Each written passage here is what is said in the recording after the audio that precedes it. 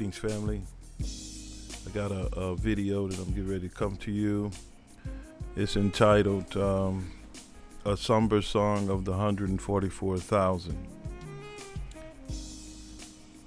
The Somber Song of 144,000.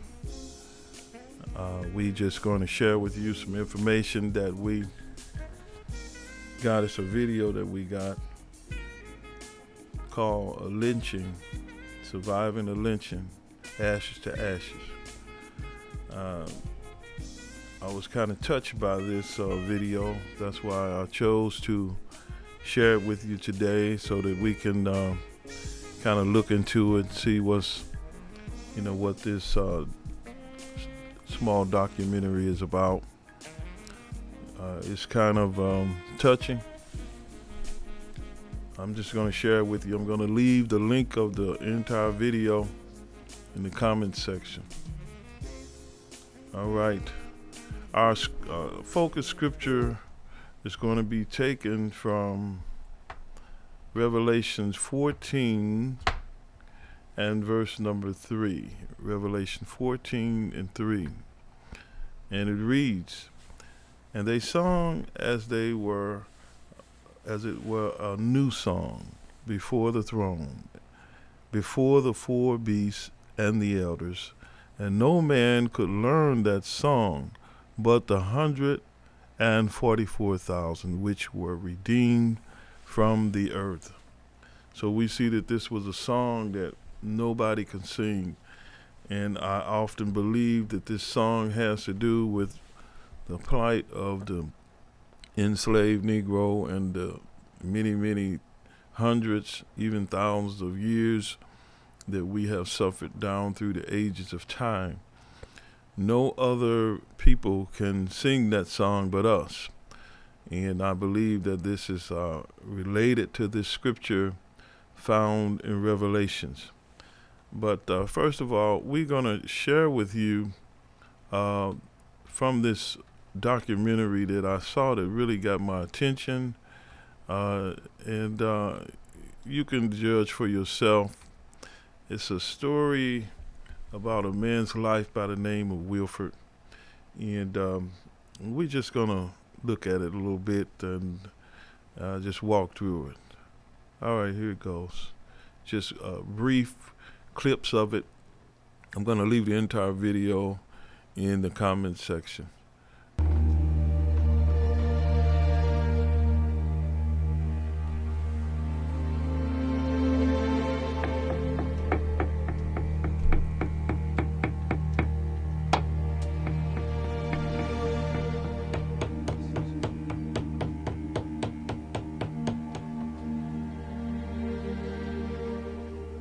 Art is a story. I don't know no other way you can say what art is besides it tells a story.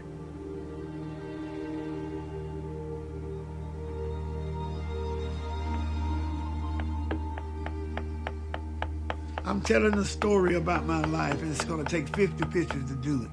I got 8 done. It's going to take 50. I'm putting these pictures on here and they'll never fade away. Never. Never dreamed that I had the talent to become an artist. But my wife kept telling me, "Oh, you can do it. You got talent, Winfred. You can do this and you can." But wives can say them kind of things, But is it true? Winfred has a true account of how we live, how we survive in the South.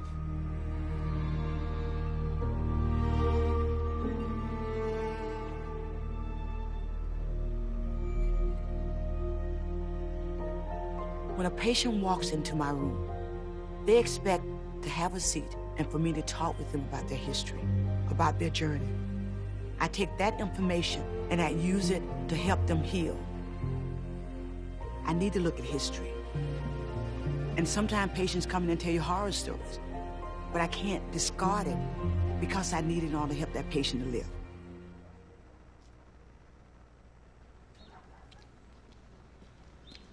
I'm a physician, but I'm also an artist. I see myself a little bit of both. Winfred is an artist. We're both from the South, and I had the opportunity to go to one of his art shows, and there he was. He's had a lot of health problems, hypertension, diabetes, prolonged over 40 years of stress, and I think that stress interferes with your ability to sleep. So how many hours of sleep you get a night? 3, 4. 3 or 4 hours? Mm-hmm. And that's with the medicine? Yeah. Without the medicine, what you get? Without the medicine, I get nothing. And this been going on for how long? About 4 years. Whenever he do one of those pictures, he gets sick. He have to go to the doctor, and she has to talk to him, and he has to double up on that medicine in order to get some rest. For you, it's post-traumatic stress disorder. Yeah. So it traumatizes you again and make you relive what you had gone through. Exactly. And the thing is that sometimes acknowledging the history does help some people to heal. It may help other people. Not me, though. I don't think it does. It's a different kind of art that's healing. My kind is not healing. Do his cap.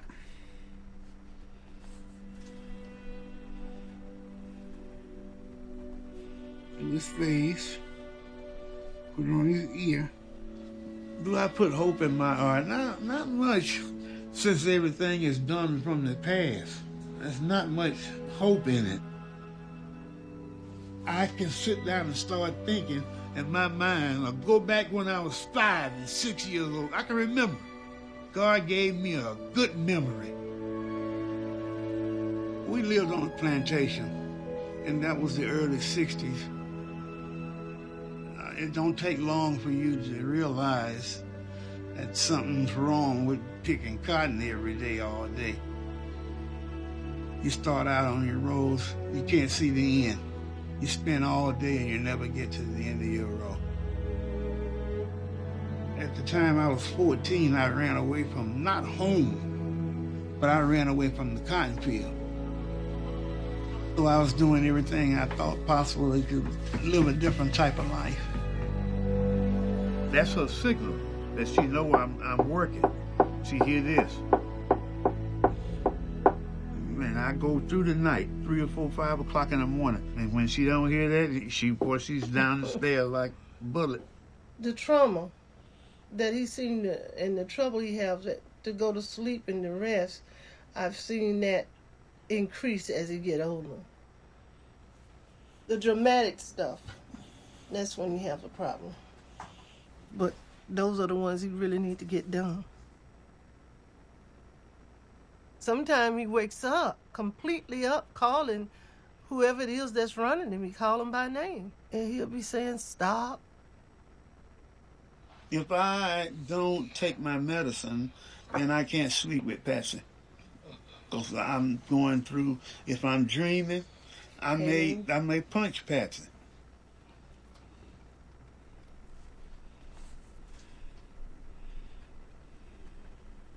Let me go back to the scar that I'm carrying.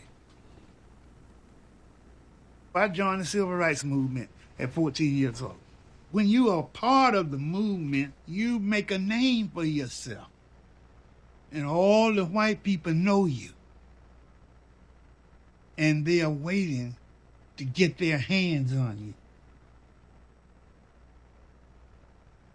I stayed in jail over a year with no charges. Nothing. So I took a roll of toilet paper, stuck it in the jar, flooded the jail. And when the sheriff came back, he came back and he was going through the nigger thing with me. He kicked me 2 or 3 times. And about the 3rd time he kicked me, I decided I wouldn't let him kick me anymore. Grabbed his legs and I threw him to the ground. And he went for his gun. I took it away from him, and he's begging me not to shoot him. So I said, well, I'm not going to shoot you, but I'm going to lock you up. So I locked him in a cell, and I fled. Went to this house of civil rights workers, I thought. The woman answered the door, and I told her what had happened. She went in the next room and called the police. Next thing I know, every white man in Cuthbert, Georgia, standing out there in the yard.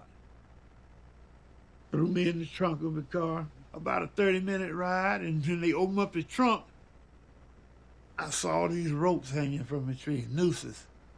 A place designed, looked like to hang people. But they put the rope up around my feet, pulled me up in the tree. Here comes the deputy sheriff that I locked in the cell, and he's got a knife. And he come up and he grabbed my private parts. And he took his knife and he stuck me. They was gonna castrate me and then hang me and bury me. I was 19 years old, and there I am bleeding like a pig hanging up in the tree, ready to be slaughtered like a hog. And then another white man grabbed his arm and told him, don't do that. So we got better things we can do with this nigga. I took my shirt, rolled it up, put between my legs like that when I was in the trunk of the car, and squeezed my legs together. I saved myself.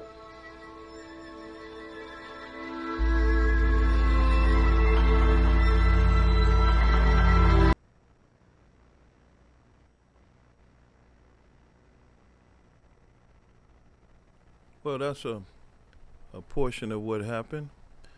It's very, very heartbreaking. When I saw this video, you know, it kind of did something to me. I'm going to show you a couple of more clips.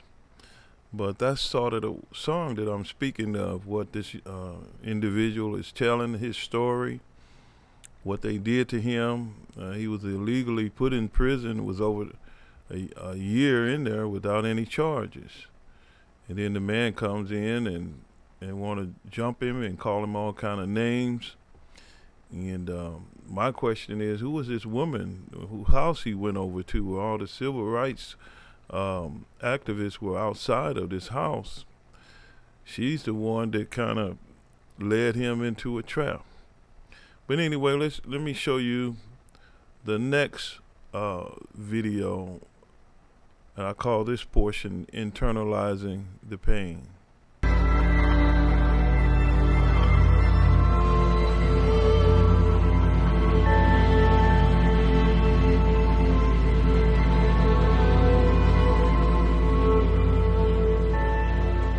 My mother used to tell me, she said, you cannot internalize the pain. If you internalize that pain, it just chips away at you.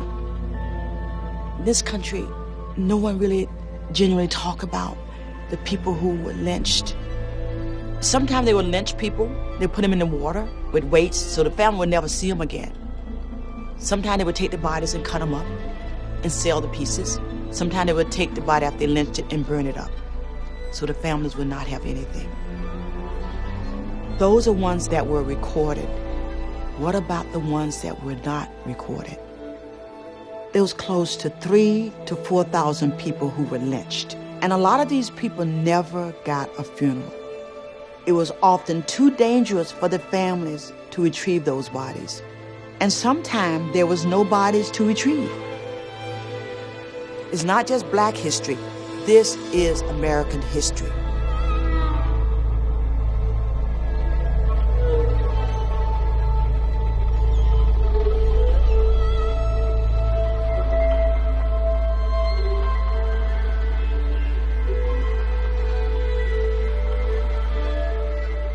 You don't survive a lynching. Usually when you lynch, you dead. I just happened to be one man that was saved. He'd have hurt me. He'd have kept me from being maybe what I could have been. Yes, it has. It held me back because it's brutal and no one wants to talk about it. First time I saw you, I was trying to, medically speaking, I was trying to figure out, why does he have these on his hand? Those are chain gang marks, but one more than the other. Why this one more than this one? Because that's my punching hand. Uh-huh. I didn't learn to box, I learned to survive. Working on the highways and byways and wearing. You hear them moaning their lives away. Then you hear somebody say, well, don't you know that's the sound of the man working on the chain. Wow. I like the part. Beautiful. That's beautiful. Y'all gonna make me cry when you.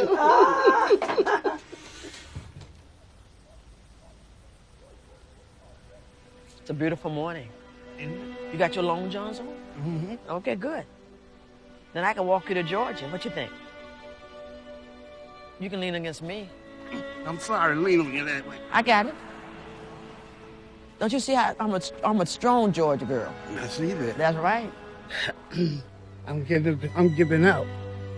Well, it's a pretty day to do that on. You picked cotton before? You know it.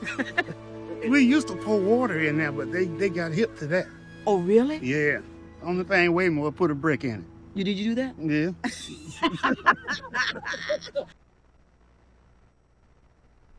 All right.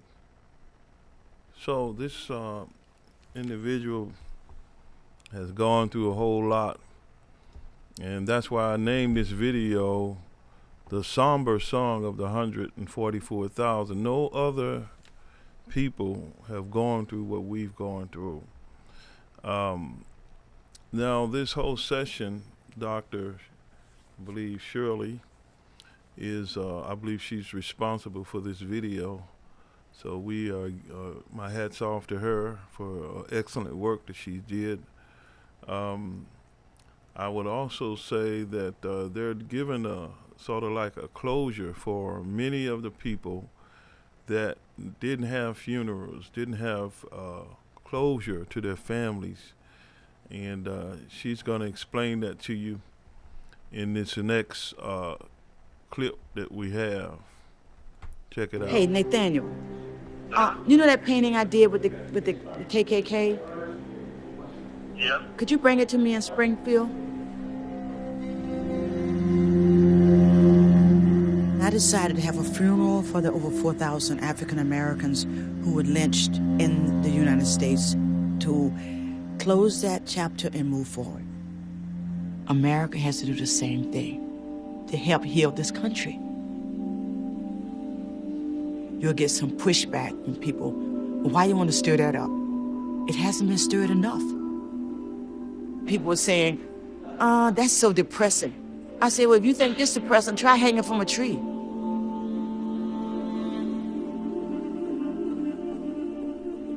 What can I do? I can't bring them back, but I can give them a prayer.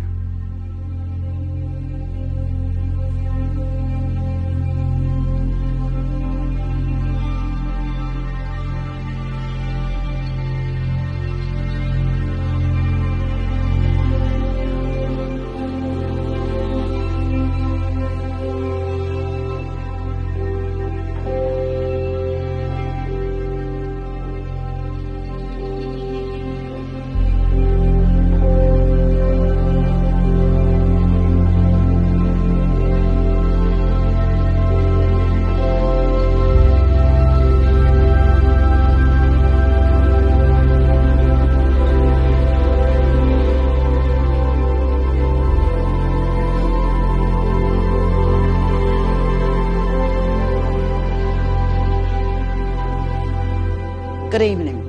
Good evening. I'm Dr. Shirley Jackson Whitaker.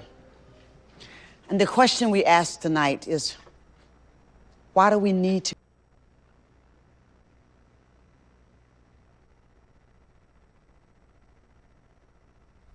She's really getting ready to show them what these people missed in their families and the reason why she's doing this. She's trying to bring about a healing to these families. We're going to just move forward. I don't want to take up too much time. Let's check it out a little bit more. Good evening. Good evening. I'm Dr. Shirley Jackson Whitaker. And the question we ask tonight is, why do we need to be here? We need to be here because our country needs to heal. And some bad things happen in this country where Americans tortured other Americans due to the color of their skin. That went on so long in America. What are you going to do about it? Because I remember as a little girl when we went to a funeral and they lowered that casket in the ground, the minister would say, ashes to ashes. Dust to dust. A lot of our people never got that. So we're looking back in history so this patient can live. We're looking back in history so this patient can thrive. We're looking back in history so this patient can become very strong. But this patient can only live and get stronger if we're willing to look back. So tonight we start. There's an African proverb that says, you speak my name and I will live forever. So tonight we will speak some names. My name is Nasir and I'm representing Hamilton. My name is Mary Turner. I was the 19-year-old pregnant wife of the wonderful Hayes Turner. My name is Lame Thomas, and I am representing an unnamed Negro. But when I confronted his murderers, they lynched me and burned my body. My name's Kaya Bellamy and I'm representing Eugene Azar. They ripped my unborn baby out of my belly, ensuring his death along with mine. I am James Howard, and they told me I had a choice. Either I could die with my son, or I could watch him die and live to tell the story. I had no choice. I had my wife and other children to look after, to live for. And as my son cried and begged and pleaded for his life, they bound his hands and feet and forced him into the river. And as I stood, trembling with tears running down my face, watching my son sink to the bottom of the river, never to rise again, never to rise again.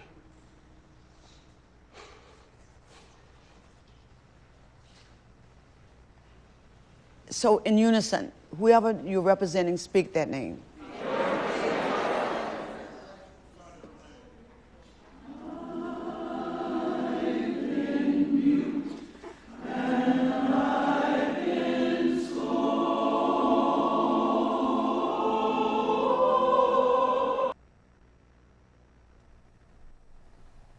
Now, I can identify with these people because something happened in my family also. It was before I was born, but I remember my mother telling me a story about one of her brothers. Now, I had 4 uncles, and all of them were slain. But this particular story stands out in my mind. One of my uncles that I never met before. She told a story how that there was some white men that shot him in the chest with a double-barrel shotgun. And they took his body and carried it and threw it on the porch and left his body laying out on the porch of my parents' house. And she said she was able to look out and see the body, and he was 2 holes in his chest, big enough to put 2 fists in the holes that was in his chest. So I can identify with this song that these people are singing, this somber song. If you go back far enough, you may have some horror stories in your family history. All right, this is the last clip. it was really touching. This lady, this Dr. Shirley, she did something that really touched my heart, and I thought I'd share it with you. But this is the last clip. I call this the song.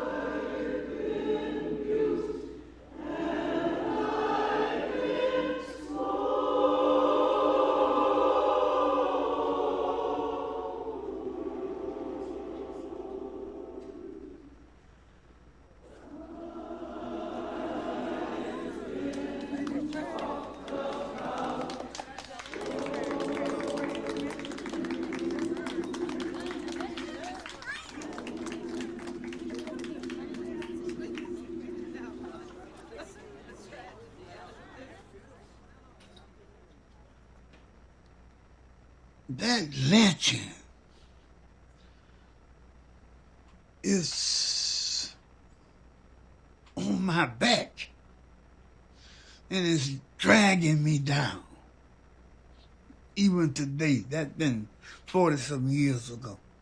And even today now, it's dragging me down. Can't rest, man. I can't rest. I lay in my bed and I can't rest. I'm running for my life every night. Somebody's after me. And I don't know what to do.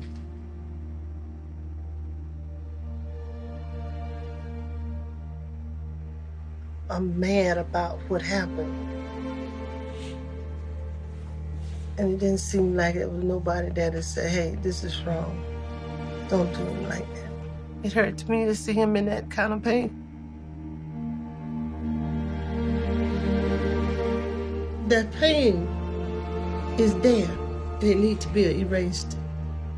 We commit to the ground these bodies and these souls, and let us forever remember and reflect upon the lives that have been nameless and unknown for many years.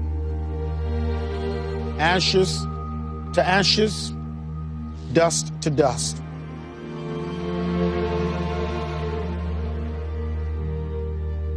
A funeral is a healing for those that are alive, giving respect to those that have departed. I think they wanted to be remembered and to have the rite of passage, the right to move on.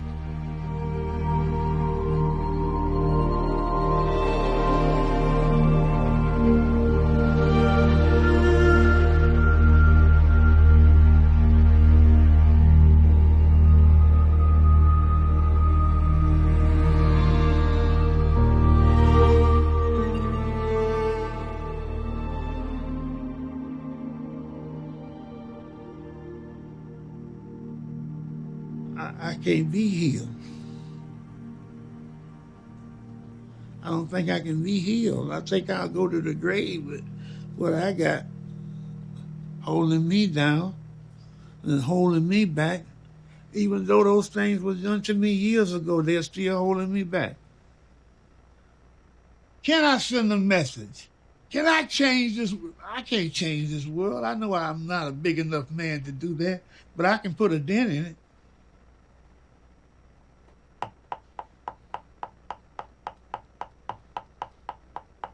But you just keep going and going and going and going.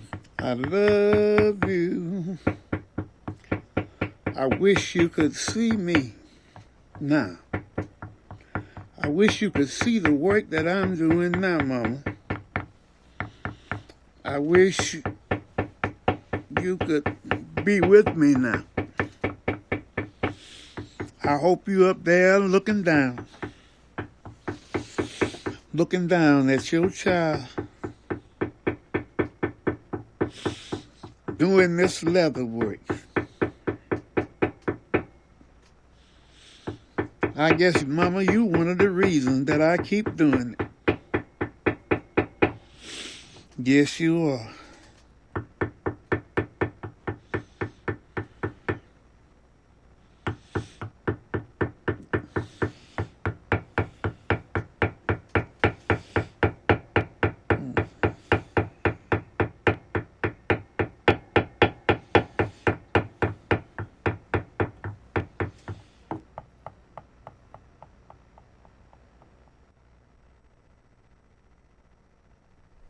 Well, I wanted to share that with you. It's very touching to me. It was very touching to me. And as usual, I do have a few scriptures that I want to share with you. We're going to summarize what we have seen through the scriptures. We're going to look in the book of Revelations. In the book of Revelation, chapter number 14, verse number 1, it says, "And I looked, and lo, a lamb stood on the Mount Zion, and with him 144,000, having his Father's name written in their foreheads. And I heard a voice from heaven,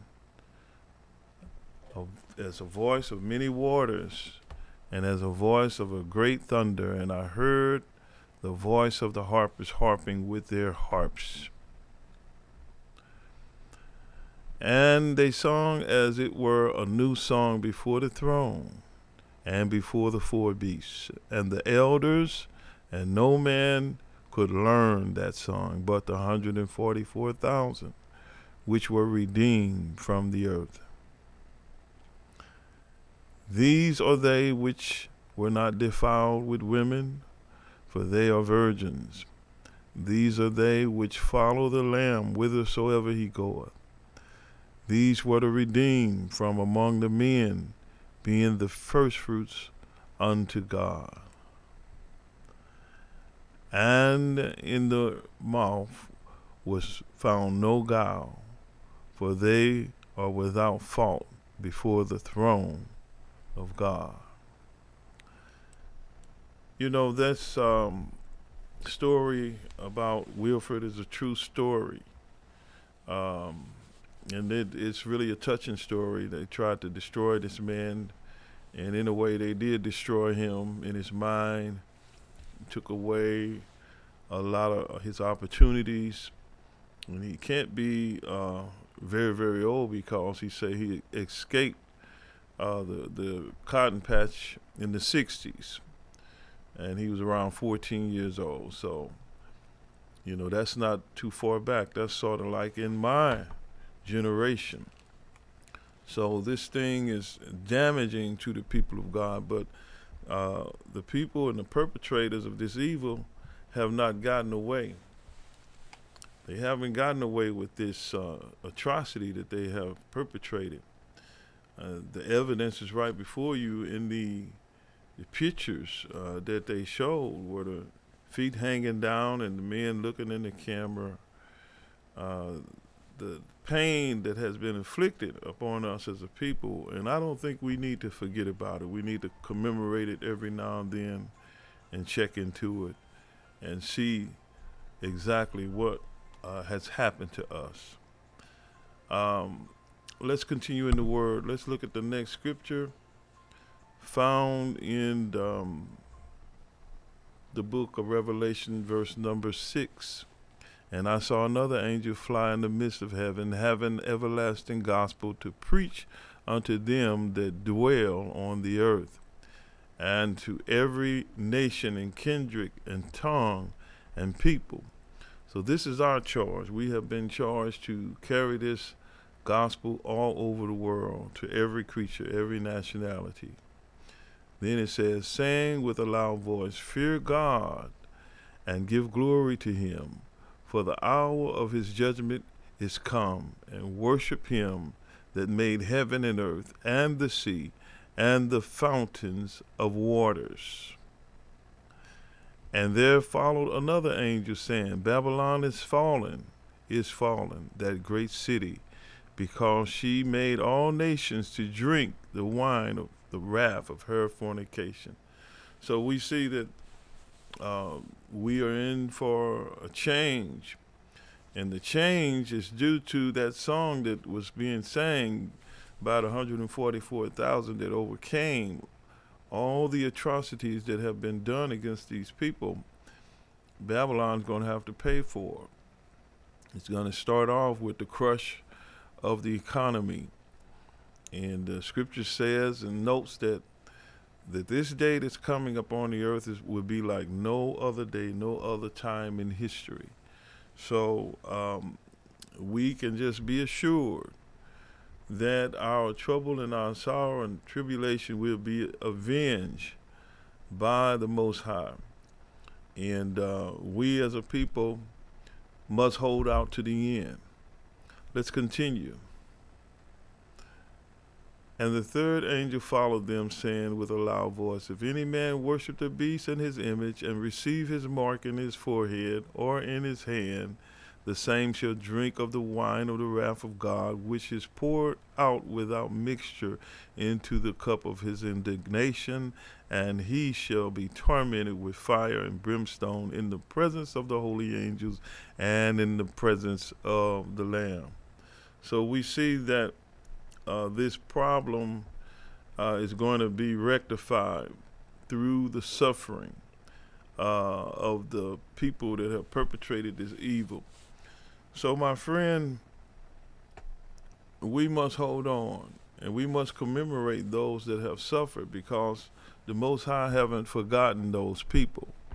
And even some of us have to live through the fallout. Just like I even shared with you the little incidences in my life, and it's really more than that, but that's what I just wanted to share. And quite naturally, those of us that are descendants of the children of Israel, we have something to share. Even if you don't know about it, you do have something in your life, because that is what marks us as being the chosen people of the Most High. So we're going to end on that note. We just thought we'd share this particular story with you. I found it very intriguing, and the reason why many black people can't come up in their spirit, because they're suffering with some of the same problems that this individual Wilfred is suffering from. Their post-traumatic disorders that's happening, things that aftermath of what has happened.